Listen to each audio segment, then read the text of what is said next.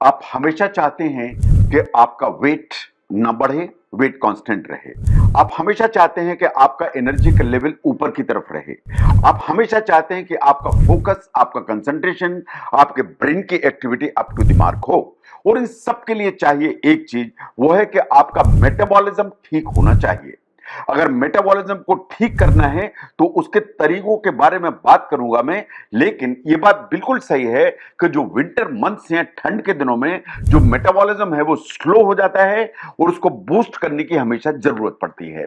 जैसे टेम्परेचर कम होता है, ठंड के दिन आते हैं, तो आपका जो एनर्जी का लेवल है वो नीचे जाता है एंड आप यूजुअली वेट गेन करने लगते हैं। इसलिए कि विंटर के जो मंथ्स हैं उसमें आपकी ओवरऑल एनर्जी का जो कंजम्पशन है वो वेरिएबल हो जाता है। ना मेटाबॉलिज्म है क्या? मेटाबॉलिज्म एक्चुअली वो है जो आपकी बॉडी, जो आप खाना खाते हैं उसको एनर्जी में कन्वर्ट करती है। यानी आपकी बॉडी ने फूड को कन्वर्ट किया एनर्जी में, that exactly is the metabolism. Now ठंड के दिनों में मेटाबॉलिज्म क्यों कम हो जाता है या गड़बड़ हो जाता है?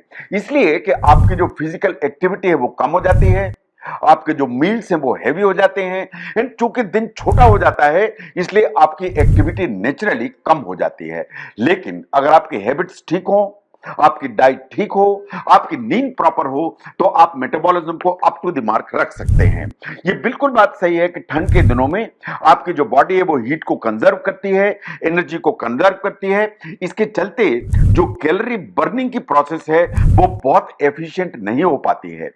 इसलिए कि आप मूव कम करते हैं, आप कैलोरी डेंस फूड या ज्यादा ऑयली फूड खाते हैं एंड पॉसिबली आप ज्यादा सोते भी हैं, इसलिए भी आपकी जो कैलोरी कंजम्पशन है वो नीचे की तरफ जाता है।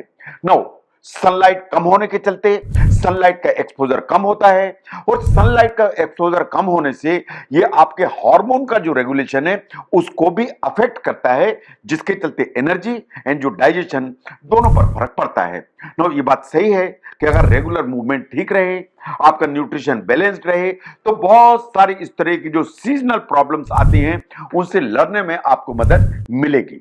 नो, बहुत छोटी छोटी चीजें हैं जो आप ध्यान देंगे तो आप अपने मेटाबॉलिज्म को अप टू द मार्क कर पाएंगे। नंबर वन, आपकी रूटीन जो एक्टिविटी है, ये डेली की जो एक्टिविटी है उसको बिल्कुल ध्यान से देखिए। ठंड ज्यादा है, आप बाहर टहलने नहीं जाते हैं, आपको इंडोर वर्कआउट की तरफ ध्यान देना चाहिए, आपको इंडोर ब्रिस्क वॉक करना चाहिए, आप चाहें तो योगा कर लें। इससे आपकी बॉडी वार्म रहेगी और जो कैलोरी है उसका consumption up to the mark चलता चला जाएगा। नंबर दो, आपकी जो डाइट है उसमें प्रोटीन की मात्रा बढ़नी चाहिए। अगर आप प्रोटीन ज्यादा खाएंगे, जैसे अंडे में होते हैं, दालों में होते हैं, नट्स में होते हैं, तो जो प्रोटीन है अपने खुद के डाइजेशन के लिए ज्यादा एनर्जी मांगते हैं। अगर ऐसा होगा तो आपका जो मेटाबॉलिज्म है वो ऊपर की तरफ रहेगा एंड नेचुरली जो वेट गेन की टेंडेंसी है वो आपकी नहीं होगी। नंबर तीन, जो ठंड के दिन है उसमें नेचुरली आपका जो पानी है या प्यास है वो आपको कम लगती है। लेकिन अगर प्यास कम लगती है, आप पानी कम पीते हैं, तो एक डिहाइड्रेशन की टेंडेंसी डेवलप होती है। अगर डिहाइड्रेशन की टेंडेंसी डेवलप होगी तो इससे आपके डाइजेशन एंड आपके एनर्जी प्रोडक्शन दोनों पर फर्क पड़ेगा। इसलिए आपको पानी कॉन्शियसली ज्यादा पीना चाहिए, रेगुलरली वार्म वाटर पीने की आदत डालनी चाहिए। नंबर चार पर आती है स्लीप। अगर आपकी नींद प्रॉपर नहीं है तो आपका हार्मोन बैलेंस गड़बड़ होगा। आपकी नींद प्रॉपर नहीं है तो आपकी मेटाबॉलिक एफिशिएंसी कम आएगी। आपकी नींद प्रॉपर नहीं है तो आपकी एनर्जी का लेवल नीचे आएगा। इसलिए नींद को प्रायोरिटाइज करिए एंड नींद पूरी करिए। Now strength training is important, क्योंकि जो स्ट्रेंथ ट्रेनिंग है वो आपकी मसल मास को बढ़ाती है।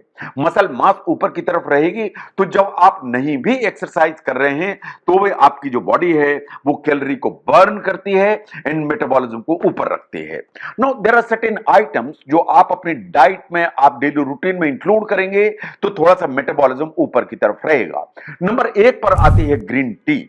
जो ग्रीन टी है उसमें कैटेचिन्स होते हैं जो आपकी जो बॉडी है उसमें fat oxidation and metabolic rate दोनों को ऊपर तरफ रखते हैं। इसलिए आपको रोज 2 से 3 कप ग्रीन टी जरूर पीनी चाहिए। नंबर दो, जितने भी स्पाइसेस हैं, पर्टिकुलरली सिनेमन एंड टर्मरिक, ये दो ऐसे हैं जो थर्मोजेनिक फूड की कैटेगरी में आते हैं। और चूंकि थर्मोजेनिक फूड की कैटेगरी में आते हैं, ये आपका जो कैलोरी बर्निंग की प्रोसेस है उनको एनहांस करने की ताकत रखते हैं। इसलिए इनको अपनी डाइट या अपने खाने में जरूर इंक्लूड करिए। नंबर 3 पर आते हैं ओट्स एंड होल ग्रेन्स।